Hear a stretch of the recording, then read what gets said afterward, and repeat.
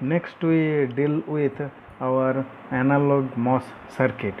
First we start with our simple current mirror circuit. So this current mirror circuit basically gives you some constant current. So constant current source is very essential in case of our any analog circuit. So this current mirror circuit is based on the principle that if the gate to source voltage of two identical MOSFETs are equal, then the then current flowing through them are equal. So that means if you put the gate to source voltage of two identical MOS be same, then the drain current for both these MOS which will be same. That means one current will be copied, or that means another current will be the exact replica of other one. So that is the basic concept of current mirror circuit. So before using any device, it should be properly biased so that it will be used for any particular operation. So usually for analog application, so this MOS is operated in saturation region, and this current mirror method is a very simple way to replicate well defined DC current and in several independent circuit branches, and is very popular used in analog circuit design. This current source is also widely used as active load to improve our amplifier gain. And also this current mirror circuit may be called a basic building block in a circuit domain signal processing circuit.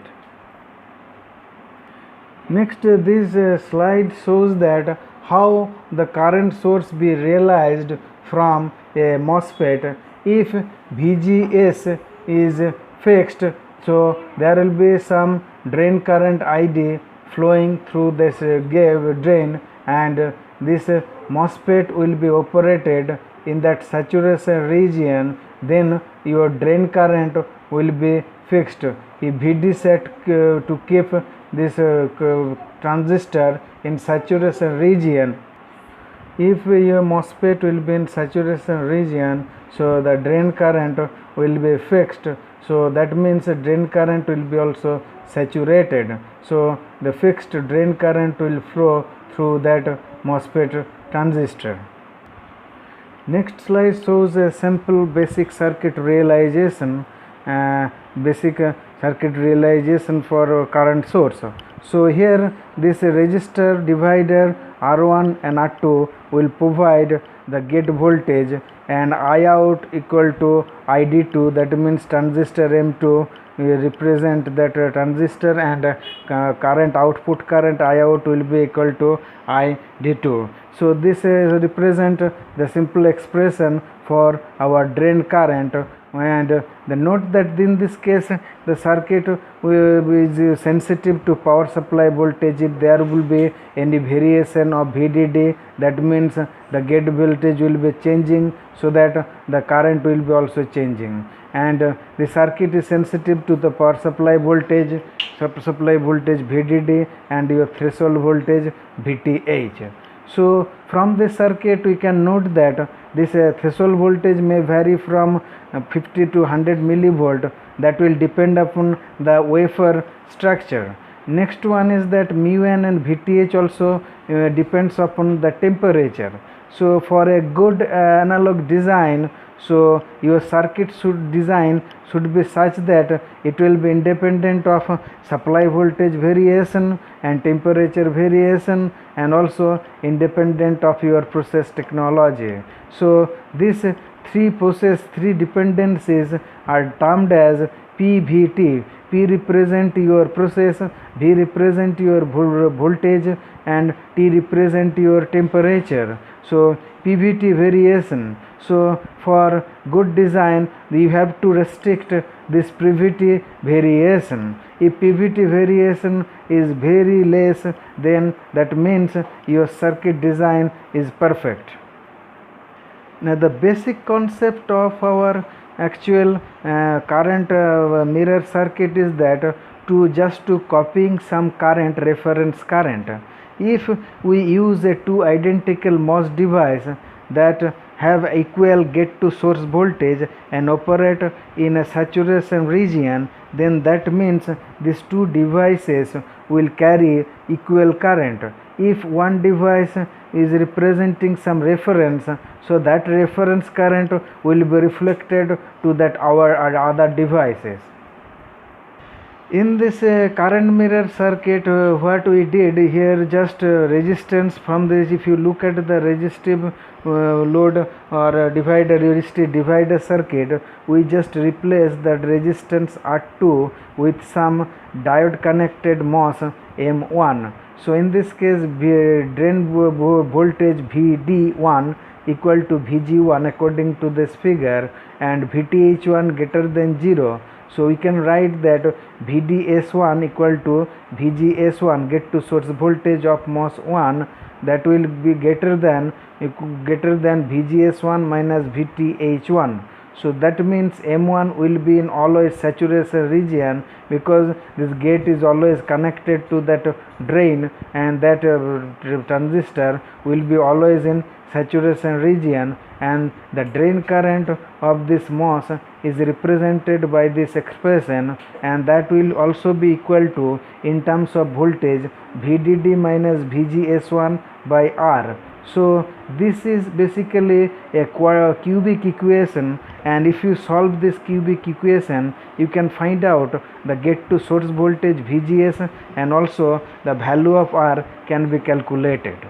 So if you dropped the channel length modulation term, that is lambda, so we can easily calculate value of R, and this cubic equation will become some quadratic equation, that is ID1 equal to this expression equal to, can be written as VDD minus VGS1 by R. So more generally, we put a current source that is a reference current with a I reference in that first branch of your MOS, and this current mirror copies this current reference I reference at the output another branch that may be called your output branch. So the basic idea here is to set our MOS M2 VGS of M2 to a fixed value by a diode connected MOS M1. So here M2 now looks like a fixed DC current source and have a very high impedance looking into this drain terminal. So that is the characteristics of any current source. Then since both the transistors share the same VGS, get to source voltage, and same process and same temperature variation, so the PVT effect will be cancelled out here, because both are identical and will work in the same temperature, and both the get to source voltage of both MOS M1 and M2 will be same.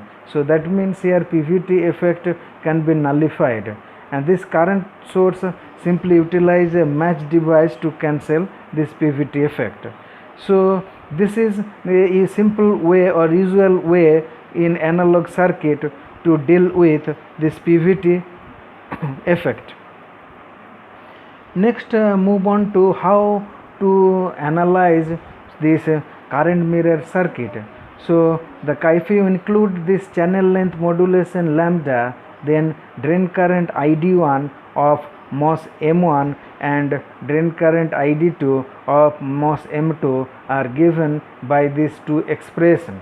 Since both the transistors are fabricated on the same substrate using the same wafer or same process steps, then if they have the same parameters, so they have the same parameter mu and Cux and Vth. So these two expressions can be reduced by this one, I out, that is nothing but your drain current of MOS M2, and I in, that is nothing but drain current of MOS 1, that can be written as W by L suffix 2 into 1 plus lambda V out by W by L 1 plus lambda V in.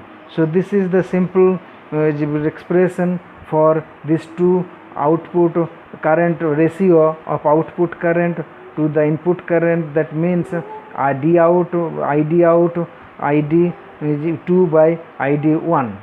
So if you neglect the channel length modulation term, that is lambda, and this ID in or ID1 can be represented by simple reference current Iref.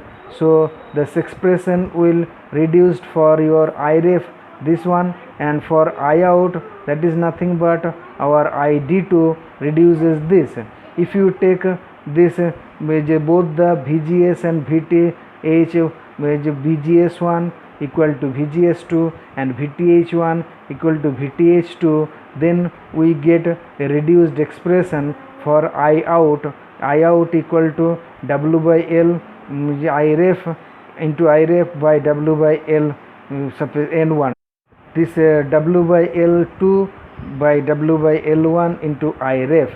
So here this allows basically copying of reference current, that is there is no dependence on process and temperature, that means PVT effect has been removed by this technique.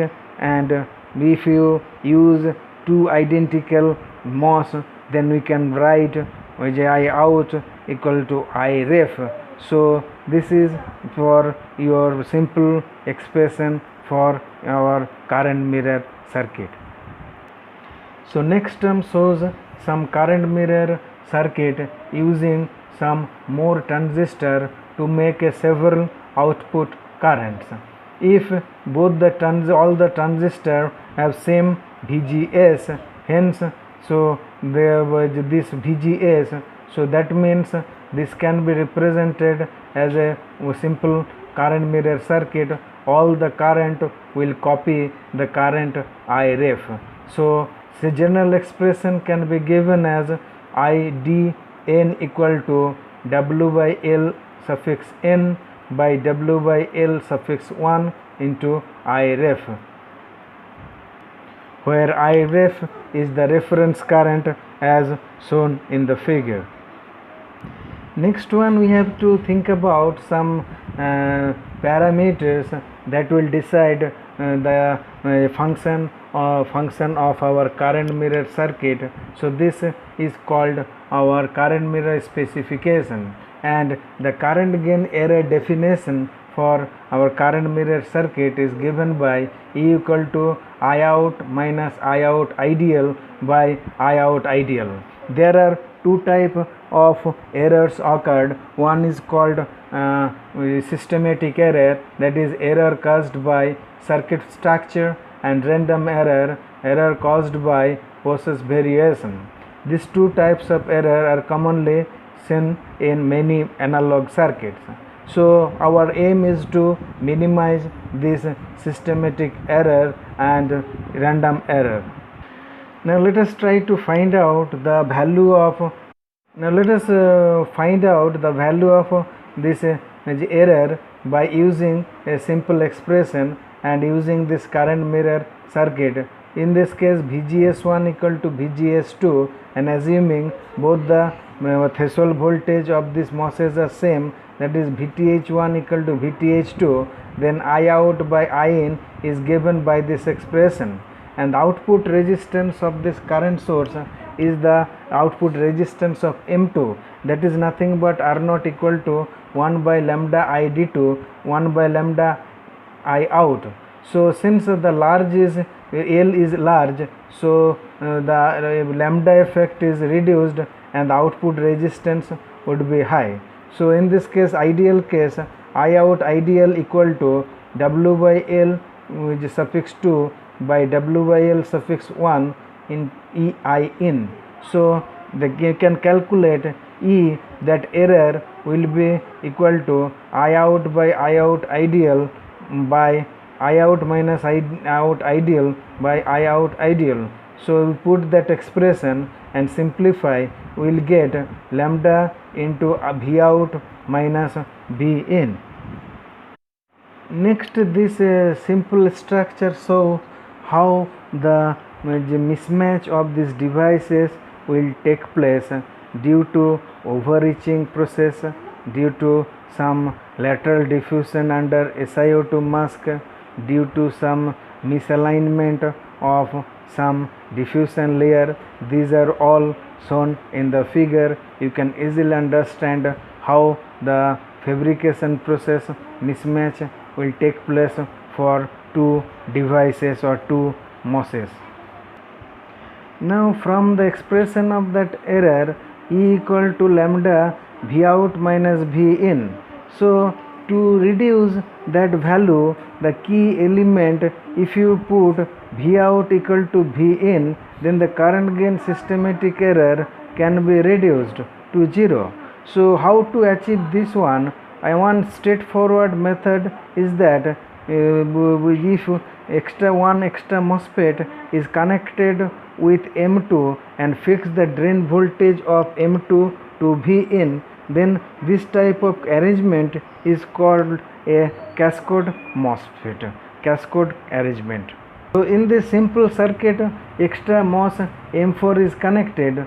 So if we choose VB equal to VGS4 plus Vx, then Vy equal to Vb minus Vgs4, so we can write Vx equal to Vy. So that means if Vx and Vy are same, then the channel length modulation term for both M1 and M2 will be same. That means lambda will be same for both these two cases. Then this effect will be corrected. So M4 is now just shields I out from voltage variation at the output node, as Vy is fixed by transistor M4 and does not depend upon V out. So eliminating the systematic error, the channel length modulation mismatch. Next one is cascade MOS transistor M4 normally has the same size as M2. So this current mirror circuit is called a cascade current mirror circuit. In this cascade current mirror circuit, one simple method to generate a VB is shown in the next diagram.